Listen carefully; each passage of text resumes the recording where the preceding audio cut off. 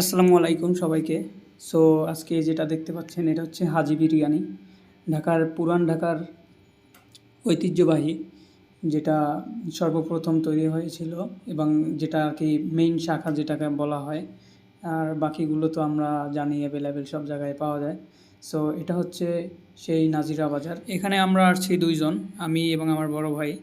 So এখানে এসে আমরা মোটামুটি ভালোই উপভোগ করলাম। আর যানজট ভিড় একটু কম ছিল রেগুলারের থেকে, কারণ আমরা ১২টা ১২:৩০টার দিকে গেছিলাম। সো যার কারণে আমাদের তেমন একটা কষ্ট হয়নি। আমরা গিয়েছি, আমরা খেয়েছি, কোনো সমস্যা হয়নি। সো খুব সুস্বাদু খাবার একটি ছিল। আমরা খুব উপভোগ করেছি। সো আপনারা যারা যান বা গিয়েছেন তারা তো অবশ্যই জানেন। আর এই যে খাবারটা দেখলেন এটা আমি নিয়েছি। এটা খুবই সুস্বাদু ছিল।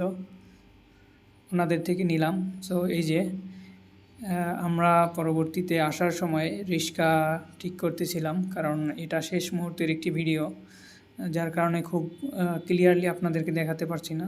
তো আমরা রিক্সা ঠিক করে রিক্সায় উঠে ওখান থেকে আমরা যাত্রাবাড়ি আসার উদ্দেশ্যে রওনা দেই। তো একের পর এক দাম দর করে রিক্সা ঠিক করতেছিলাম।